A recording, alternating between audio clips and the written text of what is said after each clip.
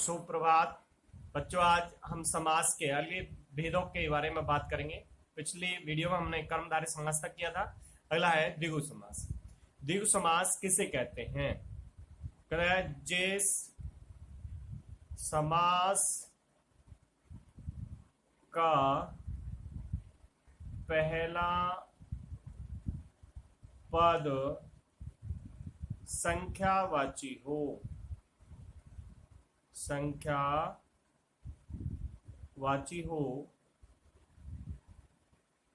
और समस्त पद समूह का बोध कराए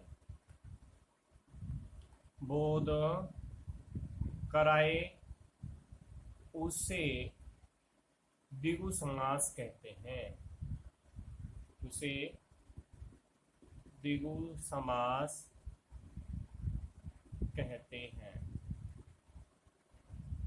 जैसे जे समास का पहला पद संख्यावाची हो और समस्त पद समूह या समाहार का बोध कराए उसे द्विगु समास कहते हैं। जैसे अठन्नी, अठन्नी से 8 आनों का समूह, अठन्नी 8 आनों का समूह। त्रिफला, त्रिफला में 3 फल होते हैं, ठीक है। 3 फलों का समाहार, 3 फलों का समाहार, ठीक है। अरड़, बहेड़ा, आंवला। चौपाई, चौपाई में क्या हो गए? 4 पदों का समाहार, 4 पदों का समाहार, ठीक है। जो है नवग्रह, नवग्रह 9 ग्रहों का समाहार, ठीक है। अठन्नी 8 आनों का समूह, त्रिफला 3 फलों का समाहार, चौपाई 4 पदों का समाहार, नवग्रह 9 ग्रहों का समाहार। अनेक और ऐसे उदाहरण हैं इसके जो इसमें आते हैं। जैसे पंच तत्व, 5 तत्वों का समूह, या और एक उदाहरण आता है जो अक्सर बच्चों को कंफ्यूज करता है, दोपहर है तो इस समय का बोध कराता है, लेकिन 2 पहरों का समाहार, 2 पहरों का समाहार। ये 2 पहरों के बारे में बताया, दोपहर, ठीक है। पंचवटी 5 बटों का समाहार। अगला समास है द्वंद्व समास। द्वंद्व का अर्थ क्या हुआ? द्वंद्व, युद्ध या बराबर। युद्ध कब होगा? देखा जब दोनों बराबर के होते हैं, और जब देखा एक कमजोर है तो क्या होती है? संधि हो जाती है। लेकिन द्वंद्व दोनों पद बराबर, वह कहता है जे समास के दोनों पद प्रधान हो, ठीक है। जिस समास के दोनों पद प्रधान हो, दोनों का महत्व बराबर हो, और वह कहता है अथवा विग्रह करने पर, वह कहता है जब प्रधानों अथवा विग्रह करने पर क्या है? योजक, विग्रह करने पर वह कहता है क्या? अथवा और या, ठीक है। अथवा और या तथा आदि योजक, ठीक है, दोनों योजक शब्द लगे उसे क्या कहते हैं? द्वंद्व समास। उसे द्वंद्व समास कहते हैं। ठीक है, जैसे वो कहता है दोनों, यहां पर हो गया जे समास के दोनों पद प्रधान, दोनों पद बराबर का महत्व हो। जैसे दिन रात, दिन और रात, माता पिता, माता पिता, भीम अर्जुन, भीम अर्जुन, धर्म अधर्म, न्यूनाधिक, आबो हवा, आमद रफ्त, ठीक है, वेद पुराण, वेद और पुराण, ये रुपया पैसा, रुपया और पैसा, ये नाम निशान, नाम और निशान, निशी बासर, निशी और बासर, रात और दिन, दोनों पद प्रधानों और विग्रह करने पर अथवा और या तथा आदि योजक चिन्ह आए उन्हें द्वंद्व समास कहते हैं। जैसे माता पिता, ठीक है, माता और पिता, माता और पिता हो गए। वह कहता है दूसरा भीमा अर्जुन, तो क्या होगा? भीम और अर्जुन, भीम और अर्जुन। दूसरा इसके और उदाहरण लिखते हैं, आबो हवा, आबो हवा में आब, आब होता है पानी, ठीक है, और हवा, पानी और हवा, आबो हवा, पानी और हवा। इसका दूसरा उदाहरण और लेते हैं, जैसे निशी और बाशर। इसका निशी का क्या होगा? निशी, और निशी का हो गया रात, और क्या हो गया? बासर, बासर के क्या हो गया? दिन, ठीक है। आब हवा, आब और हवा, निशी वासे, निशी रात, वासर माने दिन। दूसरा न्यूनाधिक, न्यूनाधिक, न्यून और अधिक,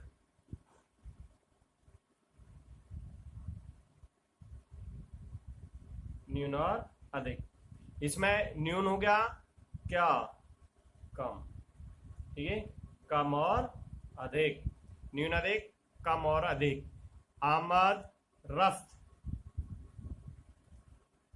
आमद रफ्त, आमद आना, आमद हो गया आना, और रफ्त, रफ्त का क्या हो गया? आना है, तो यहां पर क्या हो गया? जाना, ठीक है। आमद रफ्त, आमद और रफ्त, आना और जाना। अबवा, अबहवा, निशिवा से निशी और वासर, न्यून अधिक, न्यून और अधिक, और आमद रफ्त, आमद और रफ्त। बहुव्रीहि समास वगैरह किसे? जिस समास का, जिस समास का कोई भी पद प्रधान नहीं होता, जिस समास का कोई भी पद प्रधान नहीं होता और दोनों पद मिलकर, और दोनों पद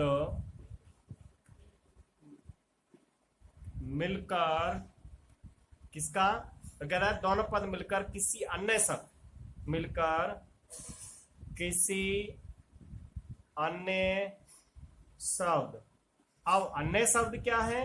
अन्य शब्द को कहा इसने यहां संज्ञा। अन्य शब्द कौन है? संज्ञा के विशेषण होते हैं, संज्ञा के विशेषण होते हैं। ठीक है, तो इसमें उसे क्या कहते हैं? बहुव्रीहि समास। उसे बहुव्रीहि समास कहते हैं। अभी तक हमने जो पढ़ा था, एक दूसरे समास का संबंध था। तत्पुरुष में दूसरा पद प्रधान था, अविभाज्य समास में पहला पद प्रधान था, द्वंद्व समास के बीच में दोनों पद प्रधान थे, द्विगु समास पहला पद संख्यावाची था। ठीक है, विशेषण कर्मधारय विशेषण विशेषक में उपमान का संबंध था। लेकिन यहाँ पर जय समास का कोई भी पद प्रधान नहीं होता, दोनों पद मिलकर किसी अन्य शब्द का अर्थ है संज्ञा के विशेषण होते हैं, उसे बहुव्रीहि समास कहते हैं। जैसे इसमें हमने एक उदाहरण पहले भी देखा था, जैसे चंद्रमुखी वाला तत्पुरुष। अब इस हो गया कर्मधारय समास में, तो ये हो गया चक्रधर।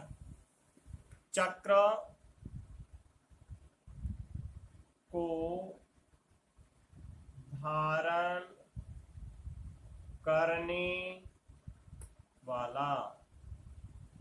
देखो ना, हम चक्र की बात कर रहे हैं, यहाँ पर चक्र की बात नहीं, चक्र को धारण करने वाला कोई है, अर्थात हम किसी के विशेषण, चक्र को कौन धारण करता है? विष्णु। तो यहाँ पर विष्णु जी के विशेषण बन के आया। तो यहाँ पर चक्रधर, चक्र को धारण करने वाला। इसके और उदाहरण देखते हैं, जैसे लमकना, लंबे कानों वाला। ठीक है, एक कर्मधारय में भी हमने ये पढ़ा था और इसमें भी ये आता है पीतांबर। ये विग्रह के आधार पर होता है। पीतांबर, पीत माने पीला हो गया, अंबर वस्त्र भी कहते हैं, आकाश भी है, वगैरह। पीतांबर पीले वस्त्र वाला, या पीतांबर पीले अंबर है जिसके। पीत अंबर है जिसके। ठीक है, पीले वस्त्र वाला है, पीत अंबर है जिसके। तो ये किसी के बारे में कह रहा है, तो कौन हो गया? अर्थात श्री कृष्ण पीतांबर। ठीक है, और उदाहरण जैसे उसमें हो जाता है गजानन। गजानन, गज माने होता हाथी, गज के समान आनन है जिसका। गज के समान आनन वाला कौन है? गज के समान आनन वाला, अर्थात कौन हुआ? गणेश। गज के समान आनन वाला गणेश। तो इसके और उदाहरण देखते हैं। कई बार एक उदाहरण अक्सर बच्चों को ये कंफ्यूज करता है, चंद्रशेखर। अब चंद्रशेखर को, चंद्र है किसके? शेखर पर जिसके। कौन है?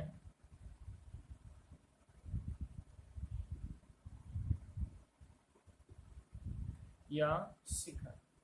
चंद्र है शेखर पर जिसके। चंद्र है शेखर पर, यहाँ पर इसको लिया है, शेखर से मतलब है स्कर मस्तक। तो किसके पर है? चंद्रमा को किसने धारण कर रखा है? तो भगवान शिव। ठीक है, यहाँ पर आएगा शिव। इसके बाद में अगला उदाहरण, जैसे इसका नीलकंठ। नीलकंठ, नीलकंठ कौन है? नीलकंठ किसे कहते हैं? नीला है कंठ जिसका। नीला है कंठ जिसका, कौन होंगे, अर्थात किसी के बारे में बात कर रहे हैं तो कौन हुए, शिव। नीला है कंठ जिसका, अर्थात शिव, शिव भगवान के बारे में बात कर रहे हैं। अगला इसका उदाहरण देखते हैं, कुरूप, कुरूप, कु, कुल से, अर्थात कुरूप, कुत से, कुत से, रूप है जिसका, कुत से रूप है जिसका, कौन है, कोई व्यक्ति, कोई व्यक्ति, ठीक है, कोई व्यक्ति है जिसका, जिसको हम कुरूप कहते हैं। बड़ बोला, बड़ बोला, बड़ बोला कई बार कहते हैं ना, बड़े बोल बोलने वाला, बड़े बोल बोलने, बड़े बोल बोलने वाला कौन है, पर कोई व्यक्ति, कोई व्यक्ति, ठीक है, इसके बड़े बोल बोलने वाला कोई व्यक्ति, अर्थात इसके अनेक उदाहरण हैं। महात्मा, महान आत्मा है जिसकी, कोई व्यक्ति। दिगंबर, दिशाए ही वस्त्र है जिसके, अर्थात नग्न, ठीक है। 12 सिंगा, 12 सींग है जिसके, ऐसा मृग विशेष। तो बच्चों यहाँ पर हम समास हमारे पूरे हो जाते हैं और इसको हम इसके अच्छी तरह से तैयारी करेंगे और याद कर नोट करेंगे। धन्यवाद।